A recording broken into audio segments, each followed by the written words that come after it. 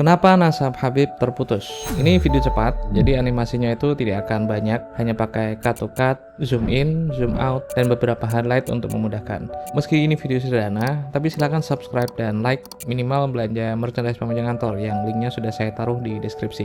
Jadi, ada sebuah teori yang bernama argumentum e silentio, yang berarti argumentasi ketiadaan. Argumentasi ini kerap digunakan dalam kritik historis, filsafat, dan logika dalam memfalsifikasi atau menyalahkan sesuatu yang tidak ada bukti semasanya. Jadi ketika tidak ada referensi, bukti, atau catatan yang semasa atau mendekati peristiwa terjadi, maka bisa disimpulkan bahwa sebuah informasi yang datang belakangan hanyalah karangan dan rekayasa dari orang yang muncul setelahnya. Misalnya gini, ada sebuah sejarah yang diceritakan di masa sekarang, namun tidak ada referensi, bukti, atau catatan yang semasa atau mendekati peristiwa terjadi yang memastikan itu, maka argumentum e silentio bakal mengarahkan kalian untuk ngevonis sejarah itu sebagai peristiwa yang tidak pernah terjadi dan hanya sebatas karangan dari orang belakangan saja. Namun penting untuk diingat bahwa argumentum e silentio adalah argumentasi lemah bagi sejarawan barat sekalipun. Pasalnya, ketiadaan bukti belum tentu membuktikan bahwa suatu sejarah itu nggak pernah terjadi. Penilaian bahwa argumentum e silentio adalah argumentasi yang paling lemah sebenarnya memiliki banyak alasan, dan di video kali ini kita akan mengulas 3 hal yang membuatnya lemah. Pertama, argumentum e silentio itu terlalu spekulatif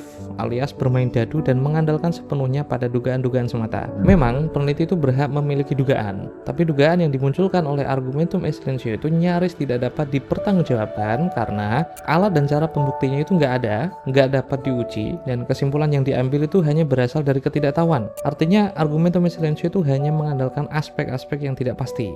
Nah, coba kita terapkan dalam kasus Ba'alawi, dan premis yang diusulkan dalam pembatalannya itu begini. Ada nama Ubaidillah yang diperkirakan hidup abad ke-4 Hijriah, dituduh baru muncul abad ke-9 oleh Sayyid Ali bin Abi Bakar As-Sakran. Sayyid Ali ini dituduh pula mencangkok nasab dari Ali bin Jadid setelah menafsiri reportase Al-Janadi dalam As-Suluk fi Tabaqatil Ulama wal Muluk yang menulis silsilah Ali bin Jadid sampai ke Abdullah bin Ahmad bin Isa. Pertanyaannya, apa bukti pencangkokan itu? Kapan pencangkokan itu terjadi? Siapakah pelakunya? Dan di nama siapa pencangkokan itu diambil? Tidak ada bukti yang sezaman dengan Al-Janadi atau yang mendekatinya yang bisa dihadirkan oleh para pembatal nasab, karena semua kesimpulan tadi itu berangkat dari ketidaktahuan. Karena hanya memiliki aspek-aspek temuan yang tidak pasti, akhirnya pembatal nasab itu berimprovisasi dengan Bani Alawi sebagai kabilah itu sebenarnya sudah dikenal sebagai keturunan Kohton Diaman. Nama kabilah ini dicolong keluarga Sayyid Ali bin Abi Bakar As-Sakran sebagai klan resmi. Tapi setelah saya cek, ternyata Bani Alawi yang menjadi keturunan Kohton ini bukanlah Bani Alawi, tapi Bani Ulwi. Jangankan leluhur ya, nasab mereka pun gak sama. Dan jangankan sama, orang Yaman pun tidak pernah melihat Bani Alwi dan Bani Ulwi itu memiliki kekerabatan dan tidak pernah dilihat sebagai kabilah yang mirip. Jadi kesimpulan yang didasarkan pada ketiadaan bukti seperti tadi hanyalah dugaan tanpa dasar yang cukup kuat. Kendati pun tuduhan yang dilontarkan sebagai improvisasi dengan dalil yang diada-adakan sebenarnya masih bisa untuk dibuktikan salah. Ya karena memang diada-adakan. Makanya peristiwa pencangkokan itu pun tidak ada yang bisa menghadirkan buktinya sama sekali karena mereka memang berargumen hanya dari ketidaktahuan. Alih-alih menyadari hal itu ya, argumentum e silentio itu mereka persempit harus berupa catatan, bentuknya kitab, harus kitab nasab, ditulis oleh orang lain dan bukan dari internal Ba'alawi. Nah inilah yang sebenarnya menjadi tantangan saya untuk menjawab. Oke, kita beranjak ke alasan yang kedua. Kenapa argumentum e silentio itu problematik sebagai argumen? Yaitu banyak hal terjadi di masa lalu. Pencatat historiografi di masa lalu itu memang sudah ada, banyak intelektual yang melakukannya. Namun, apa yang menjamin bahwa semua catatan mereka itu akan sampai di masa kita sekarang? Murid Al-Ubaidili yang bernama Al-Umari, penulis kitab nasab berjudul Al-Majdi, merupakan saksi mata bahwa gurunya itu pernah menulis naskah yang berjudul Al-Intisar li Bani Fatimah Al-Abrar. Fa'amila Syekhuna Abul Hasan Muhammad bin Muhammad rahimahullahu ta'ala kitaban ra'aituhu bi khatihi wa sammahu bil intisar li Bani Fatimah Al-Abrar dzakarul aftosa wa waladahu bi sihhatin nasabi. Sampai sekarang saya itu belum mendapatkan naskah itu di 5 atau 6 negara yang saya kunjungi di Timur Tengah. Tidak ditemukannya naskah Al-Ubaidili tersebut di masa sekarang sebenarnya cukup menjadi contoh, ada preseden, ada rekam jejak bahwa catatan sejarah itu seringkali tidak bisa memenuhi ekspektasi orang yang ada di masa sekarang. Sengaja saya menjelaskan ini karena persepsi para pembatal nasab itu sumbernya kan harus sumber historis berupa catatan. Bentuknya pun kitab, kitabnya pun harus kitab nasab dan ditulis ditulis oleh orang lain. Informasi dari Ba'alawi itu tidak akan dipakai.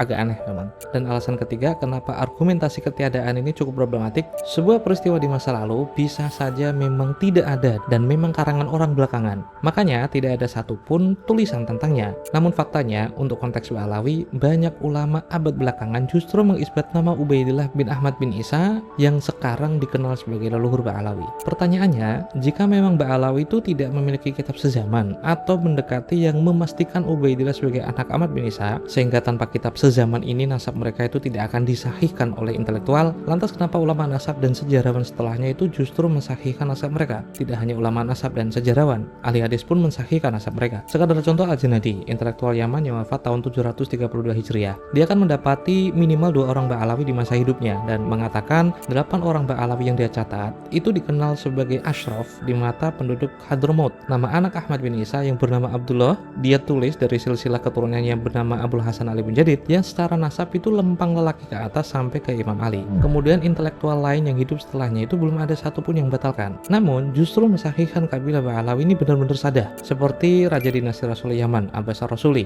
wafat tahun 778, Ali Al-Khazraji wafat tahun 812, Muhammad Al-Fasi wafat 832, Abdurrahman Al-Khatib wafat tahun 855, dan Husain Al-Ahdal wafat tahun 855. Semua intelektual tadi hidup pada tahun 700-an Hijriah. Artinya catatan mereka itu semuanya adalah historiografi yang sudah ada sebelum Sayyid Ali bin Abi Bakar As-Sakran lahir pada tahun 820 Hijriah. Jawaban singkat saya untuk memahami kenapa mereka tidak membatalkan tapi justru mengisbat, jika acuannya adalah catatan fisik, untuk konteks nasab Ba'alawi banyak sekali zail, taklek atau persaksian intelektual yang semasa dengan kehidupan tokoh-tokoh Ba'alawi di masa lalu yang justru memastikan nasab mereka sebagai sadah atau dikenal sebagai sadah. Sehingga semua informasi ini tuh mengarahkan ahli nasab belakangan untuk mengisbat nasab mereka, bukan sebaliknya. Masalahnya kan begini, semua zail, taklek, dan manuskrip itu belum pernah satu pun saya lihat pembatal Ba'alawi itu mencarinya. Padahal semua catatan itu adalah saksi mata dan saksi telinga dari peristiwa di masa lalu yang perlu mereka gapai dalam proses pembuktian bahwa nasab Ba'alawi itu batal. Tapi ternyata nggak ada satupun yang cukup serius untuk menggalinya. Nah, oleh karena itu, argumentum silentio dalam membatalkan nasab Ba'alawi saya anggap nggak cukup meyakinkan dalam berargumentasi, karena bagaimanapun pekerjaan historis berikutnya itu bukanlah menyimpulkan nasab mereka batal karena ketiadaan kitab sezaman, namun mencari zail, taklek, dan persaksian intelektual di masa lalu kemudian dievaluasi secara kritis. Saya jelaskan sedikit tentang hal ini. Semua orang tahu bahwa Al-Janadi adalah qadhi dari Janat, makanya dia dipanggil dengan Al-Janadi, bukan Al-Jundi. Semua orang tahu bahwa Al-Janadi adalah qadhi dari Janat yang kitabnya dijadikan referensi paling awal dalam pengisbatan Ba'alawi sebagai kabilah asyraf. Kenapa hanya Al-Janadi yang dijadikan referensi awal? Coba kita lihat peristiwa di balik naskah Al-Janadi. Pada tahun 1401 Hijriah, Muhammad bin Ali Al-Aqwa itu baru menemukan 2 manuskrip As-Suluk fi Tabaqatul Ulama wal Muluk. Manuskrip pertama disalin tahun 877